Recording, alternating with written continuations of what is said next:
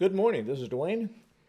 We've talked about all kinds of chord progressions. We talked about the 1-4-5 chord progression, which is the most common of all progressions, but we've talked about many others. We've talked about the 1-6-2-5 progression, also known as the blue moon progression,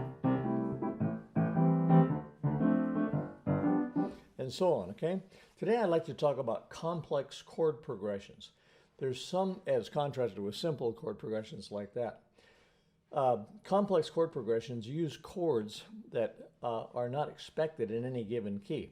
In other words, if you're in the key of F, what chords do you expect? Well, you expect the primary chords of 1, 4, and 5, don't you? And there's some others you might expect, like D minor and G minor and so on. But you wouldn't expect, say, A flat or D flat, because they're not indigenous at all to the key of F, are they?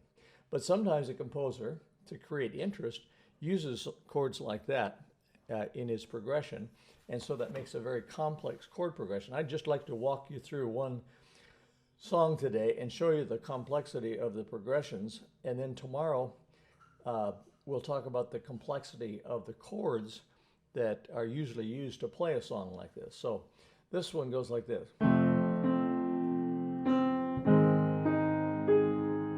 So it goes from F to A flat, very unusual. And the melody just goes up through the A flat chord. I forgot where it went from there. Let me do.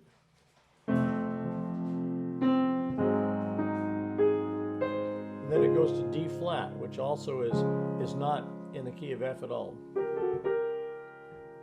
Then it goes to G minor 7th, which is expected. C 7th, which is expected, and back to F, and then it does a half step slide into B flat minor. You don't really expect B flat minor in the key of F, but here it is. And now we go to E flat, and then A flat, D flat. So we have 3 chords in a row: E flat, A flat, and D flat, that almost never are used in the key of F, but here they are, okay? Then it goes to, I think, G minor 7th, C, and back to F, and then it does it again, okay? Now, listen, I'll play a little bit of it so you get the idea. So this is, I'll tell you what the chords are, because I'm going to put in some complexity of the chords as well, but I'll just tell you what they are. This is the F chord, A flat, D flat, G minor 7th, C 7th, F, B 7th. Here's that B flat minor 7th, E flat, A flat, D flat, G minor 7th, C 7th, F, and back to F, A flat,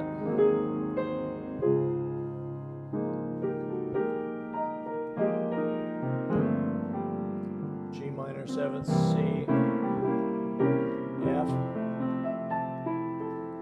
B 7th. Now this time instead of B flat minor, it's B flat major. That's the C 7th chord, but B flat's on the bottom. In other words, the 7th's on the B flat. That's A minor 7th. That's D 7th. It's got a flat 9th, but I'm playing D 7th. And then G minor 7th. C 7th. Instead of going home to F, it usually goes. An arranger usually puts it in D flat, and then somehow it gets home to F before the end. Something like that. Okay, so that's a complex chord progression, and tomorrow I'll talk about the complex chords that are generally used as you play through a song like this. The chords are really pretty standard because they just include ninths and 11ths and 13ths and so on, but they need a little explanation so you can see what's going on.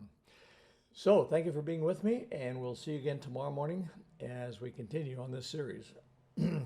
Thank you. Bye-bye for now.